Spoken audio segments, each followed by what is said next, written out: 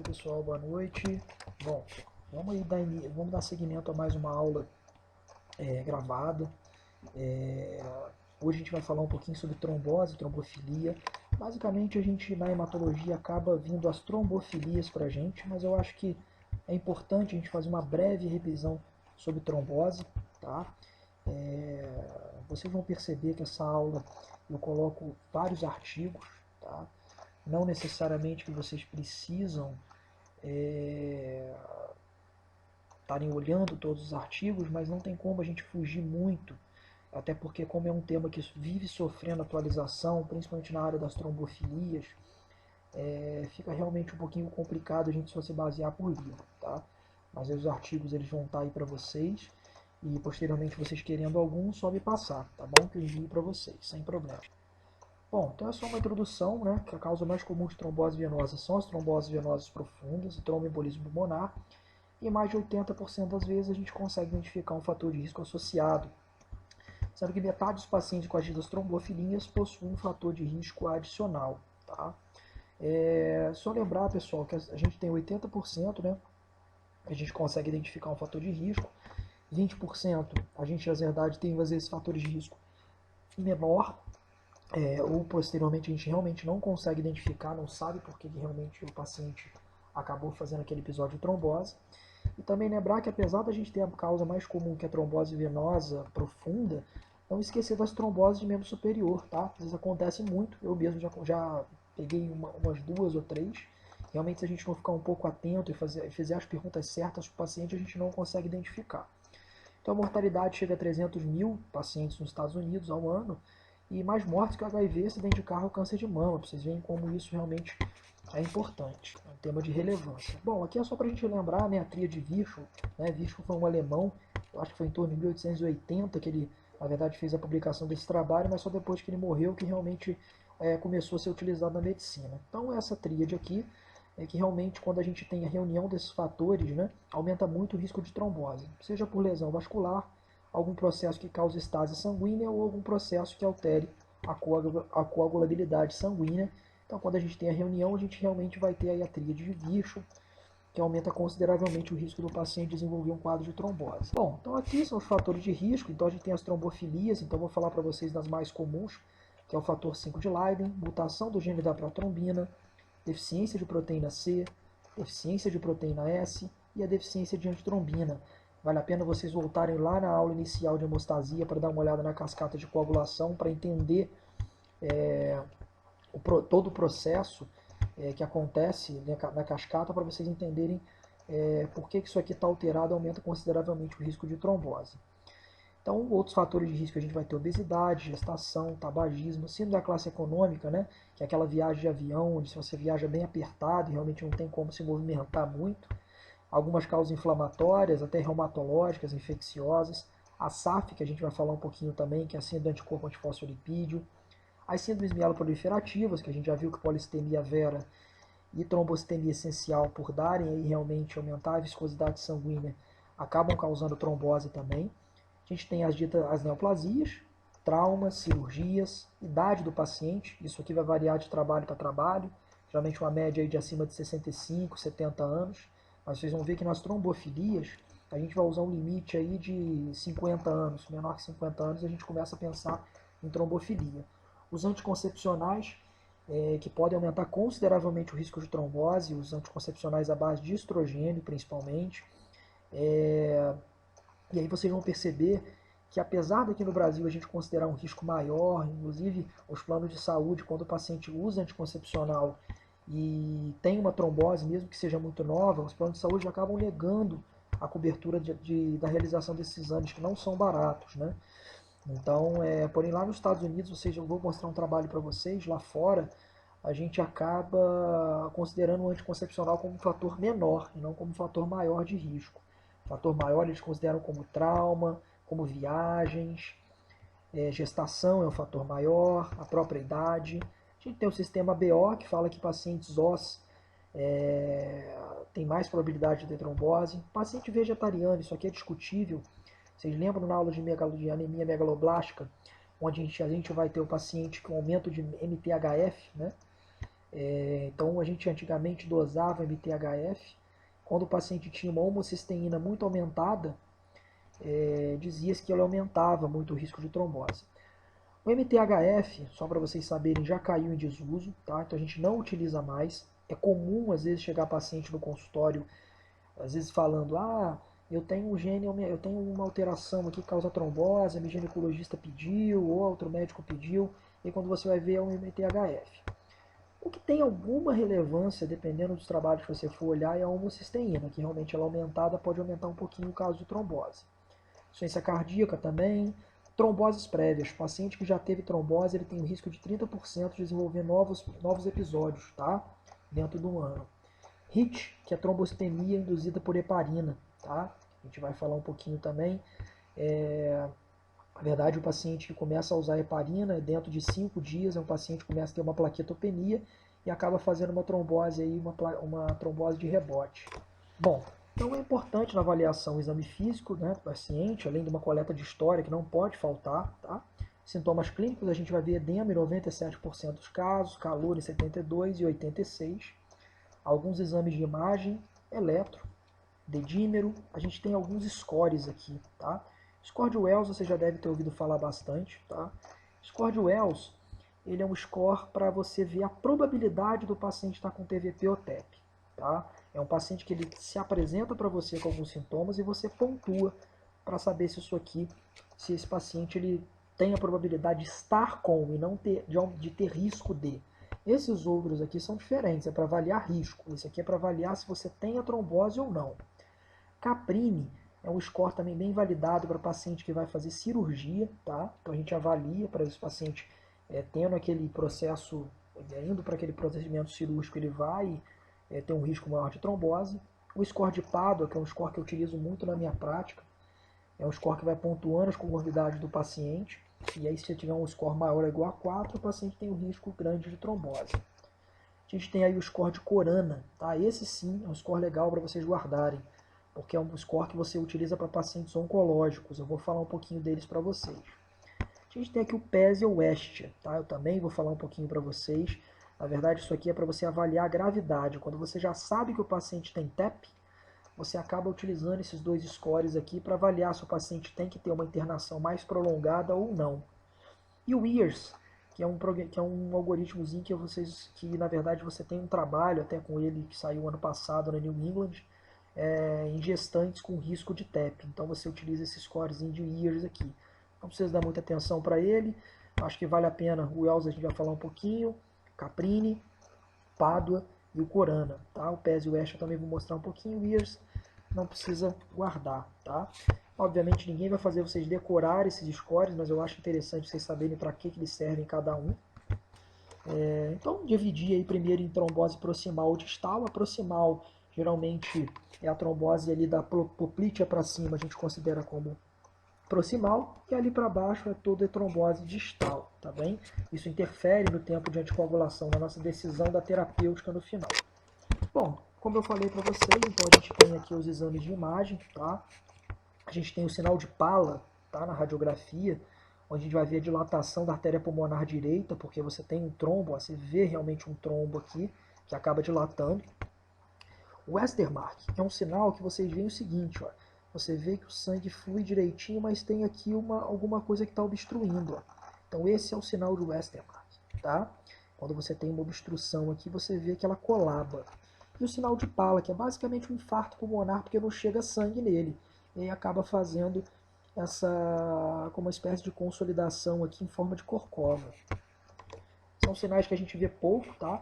Eu basicamente acabei já vendo só sinal de Pala, o Westermark nunca vi, mas já vi bastante corcova de RAM, bastante, uns 4 ou 5 pacientes com corcova de RAM da emergência. E aí o eletro, né, que é o S1, Q3, T3, é quando você tem aí a onda S, uma onda Q e uma onda T invertida. Então a gente tem a onda S em D1 aqui, a gente tem a onda Q em D3, na verdade uma onda Q patológica, né? E a gente tem a inversão de onda T aqui também em D3, tá? Isso aqui também é bem inespecífico, né? Mas vale a pena a gente sempre rodar um eletro no paciente com suspeita de TEP. Então esse aqui, pessoal, é um guideline europeu, tá? Vale a pena Obviamente é um guideline extenso, eu vou tentar só mostrar para vocês o que ele mudou dos guidelines do ano passado. Não precisa, obviamente, ler esse guideline todo, que é imenso. Mudou.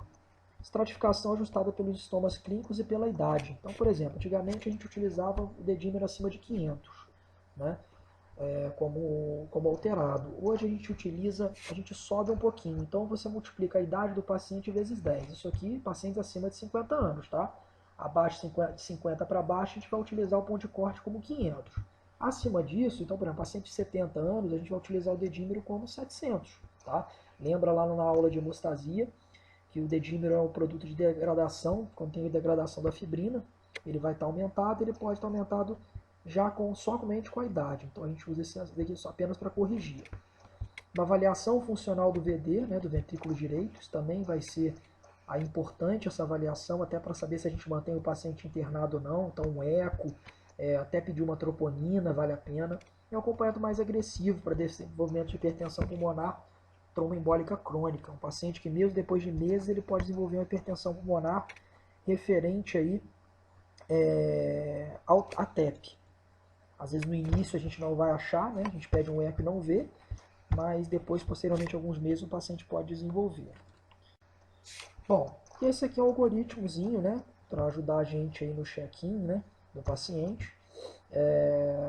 Desse guideline europeu que eu falei com vocês. Então vocês vão ver aqui, lembra, ó, PESE e o EST, tá? Que são dois scores que a gente acaba vendo para saber se o paciente tem indicação de internação ou não. Então, paciente com tromboembolismo, né, pulmonar, agudo, você anticoagula, está hemodinamicamente instável? Se sim, ele é alto risco, a gente vai fazer aí uma trombólise desse paciente, usar um fibrinolítico. Se não, a gente vai fazer um check-in do paciente. Tem disfunção de VD? Tem sinais clínicos de severidade ou comorbidade? E aí que usa o sinal de severidade, a gente vai usar o PESE ou o EST. E se tem disfunção de VD. A gente pede uma troponina, tá, do paciente para a gente fazer essa avaliação. E aí vai ver se tem necessidade de hospitalização, de uma monitorização mais invasiva, ou se a gente pode mandar o paciente para casa mais cedo. Então aqui, tá, pessoal, é só para a gente ver, é o critério de Wells, tá? Então a gente vai fazer a soma, então se for maior que 4, provavelmente é um tromboembolismo pulmonar, e se for menor que 4, o paciente a gente não pensa em tromboembolismo pulmonar, não precisa decorar isso aqui, mas enfim, só saber que ele existe e para que serve, tá? Isso aqui a gente consegue checar. Esse aqui é o de Pádua, tá? Que eu falei para vocês, quando a gente faz maior ou igual a 4. Isso aqui é para qualquer paciente. Paciente, por exemplo, que internou. Paciente que acabou de internar. Como que vocês vão saber se você entra com uma anticoagulação profilática para esse paciente ou não? Então vocês usam o critério, o score de Pádua, tá? Se for maior ou igual a 4, vocês podem entrar com anticoagulação profilática para esse paciente internado. Diferente do Wells, que é para você ver a probabilidade dele estar. Aqui é para você ter a probabilidade dele vir a ter. São diferentes. Bom, esse aqui é um trabalho original, tá? É desse pesquisador que chama Corana, e daí veio de Corana, tá? Que é esse aqui, também não precisa decorar. É basicamente para pacientes oncológicos que a gente utiliza esse score, tá certo? Então o score aí, maior ou igual a 3, é um alto risco, e aí a gente tem que anticoagular profilaticamente esse paciente. Isso aqui é um trabalho, uma meta-análise que mostrou apenas que para pacientes com câncer pulmonar o score de Corana não foi eficiente. Então, para qualquer outro tipo de câncer, tá? A gente acaba utilizando o score de Corana menos o de câncer pulmonar. Na verdade, a gente acaba usando também para esses tumores sólidos, até o pulmonar a gente acaba usando Corana. O problema é que não tem tanta eficiência como se estivesse usando para outros tumores. Esse aqui é o de Caprini, tá? É só para apresentar para vocês, também não precisa decorar, mas só saber que o de Caprini existe. Esse aqui é para a gente avaliar pacientes que vão fazer algum procedimento cirúrgico, se a gente precisa tomar alguns cuidados. E aqui é a trombose, né, que a gente vai ter complicada pela gravidez. E aqui, na verdade, é para a gente, só uma coisa anteriormente, o que os trabalhos têm mostrado é que a gente tem doses fixas hoje de heparina, tá? Então a gente mantém hoje pacientes gestantes com 50 a 90 quilos, a gente usa uma dose profilática de 40 miligramas de enoxaparina. Acima de 90 a gente passa de 40 de 12 em 12. Tá? Isso é porque viram que é uma dose tão eficiente quanto uma dose maior daquela dose antiga de 1 miligrama por quilo e causa menos sangramento. Bom, mas vamos voltar aqui. Aqui, na verdade, é só para a gente ver a questão das viagens. Então, na verdade, aumenta o risco de trombose consideravelmente, dependendo da distância do voo, tá? E também das horas que você fica realmente sentado. Então, mais de 10 mil quilômetros altera consideravelmente o risco, aumenta consideravelmente o risco de trombose pacientes que estão viajando. Então, é preciso orientar esses pacientes a se movimentarem um pouco. Isso é interessante para qualquer pessoa, né? Bom, e aí chegando nas trombofilias, tá? Trombofilia denota vários fatores de risco genético que predispõem os indivíduos a desenvolver tromboembolismo venoso. E eu já mostrei para vocês, né, que seria o fator 5 de Leiden, gene da protrombina, proteína C, S e a antitrombina 3, a deficiência de antitrombina 3. Então é só para mostrar o seguinte para vocês. Hoje está muito apesar de serem coisas não tão novas assim, as trombofilias estão mais em evidência hoje em dia. As pessoas estão querendo pesquisar muito. Mas se a gente for fazer uma comparação do risco da trombofilia de outras coisas do nosso dia a dia, a gente vai ver que a trombofilia não tem tanto risco assim, dependendo dela. Então, por exemplo, as neoplasias podem chegar a 7 vezes, gestação 40, óleo anticoncepcional pode chegar a 9, viagens até 4, e novo episódio de trombose pode ocorrer em 30% dos pacientes que já tiveram. Olha com as outras trombofilias.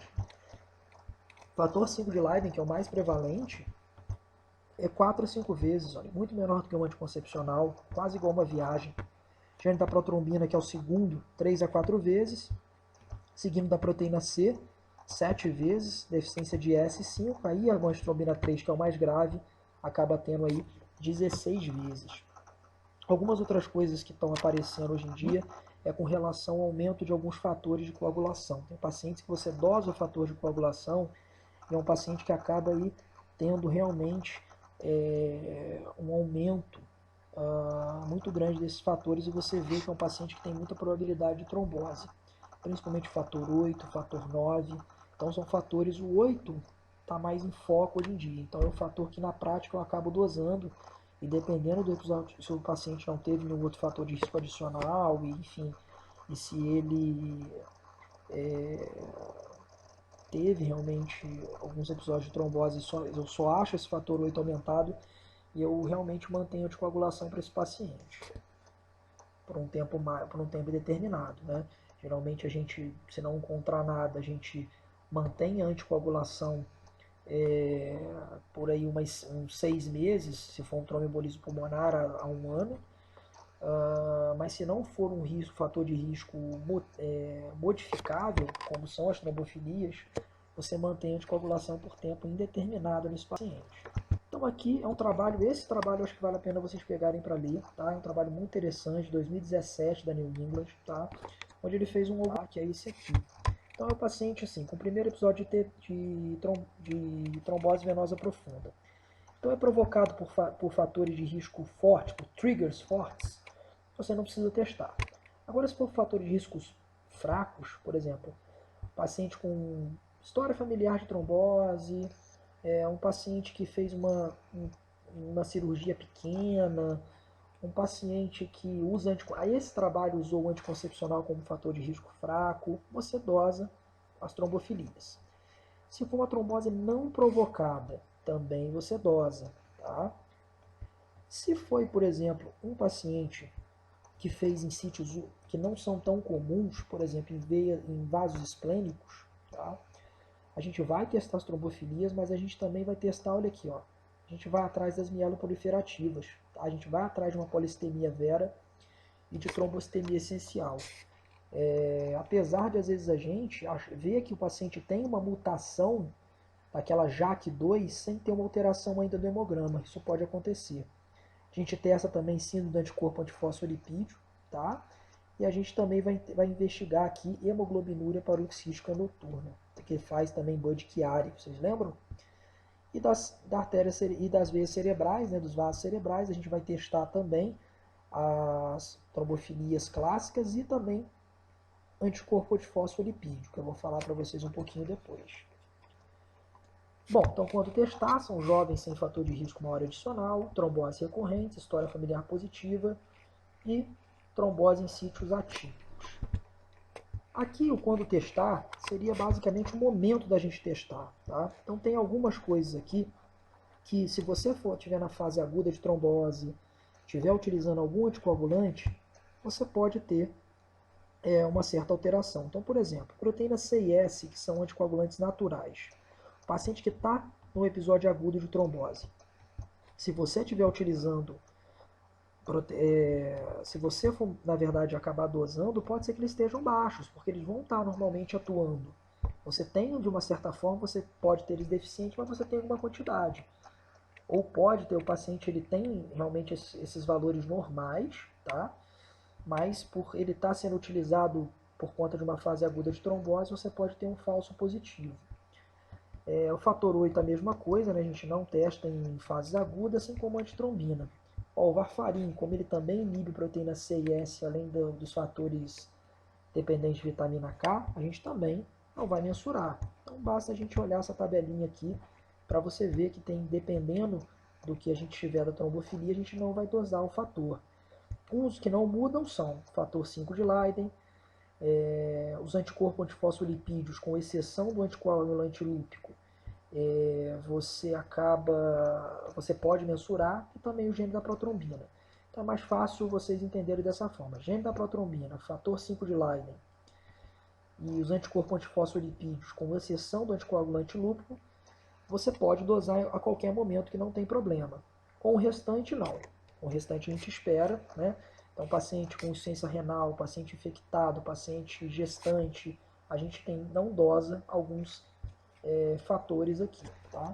Então, o que é a SAF? SAF, a gente vai ter esses critérios aqui, tá? Então, vai ser trombose, um paciente que tem trombose vascular ou a paciente que ela tem histórico de aborto, tá bem? Então, ela precisa ter um ou mais episódios de trombose, ou aí a gente vai ter, ou E, né?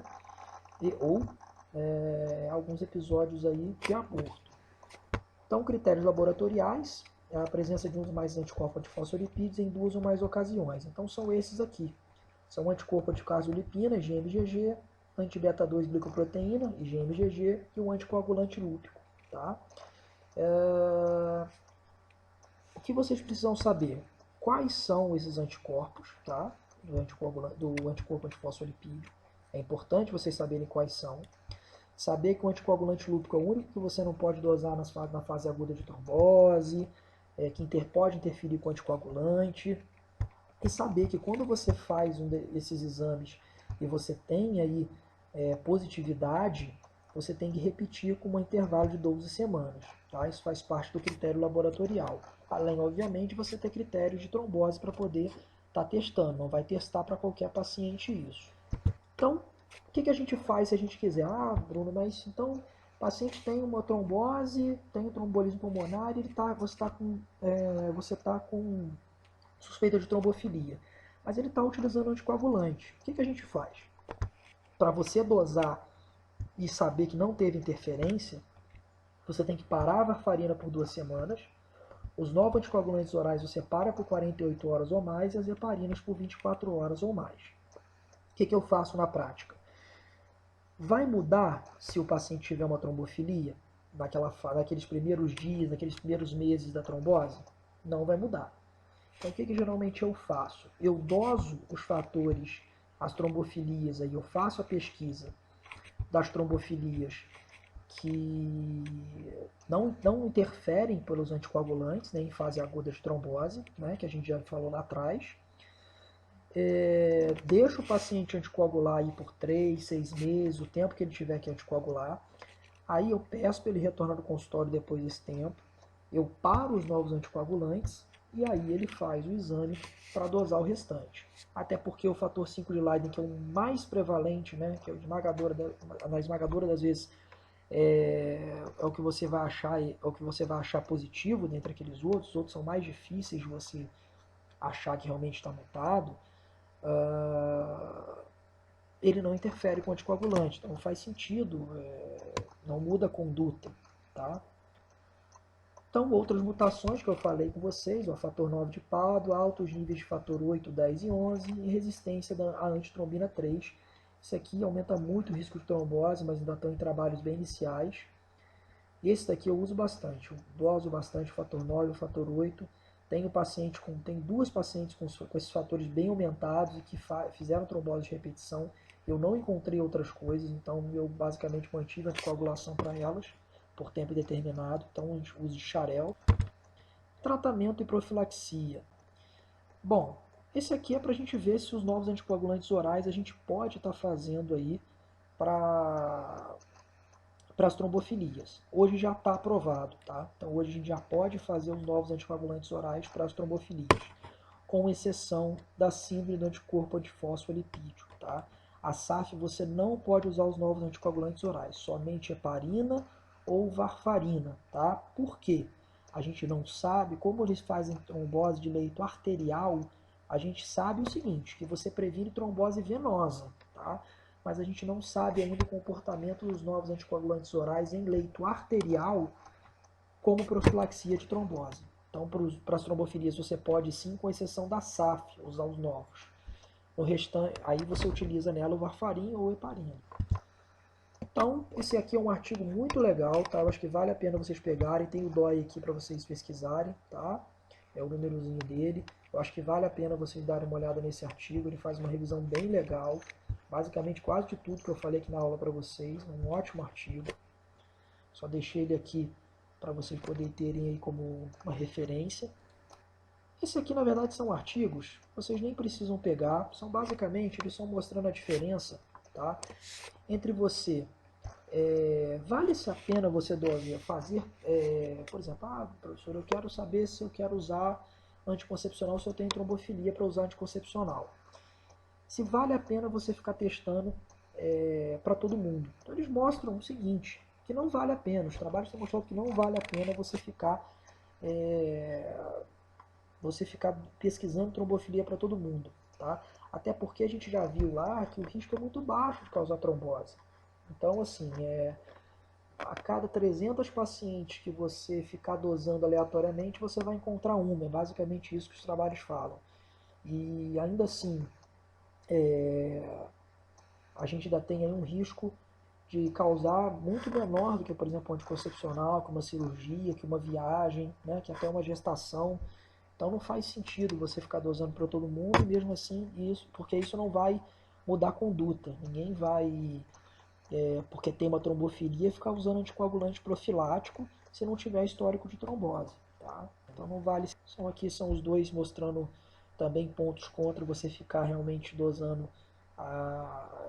pesquisando as trombofilias para pacientes que realmente não tem, nunca teve episódio de trombose ou não tem fator de risco. Bom, e é isso então, pessoal. Tentei ser o mais breve possível para poder passar para vocês, tá? Eu sei que vocês preferem uma aula mais direcionada. E qualquer dúvida que vocês tiverem, eu estou à disposição, tá bom? Forte abraço, fiquem com Deus.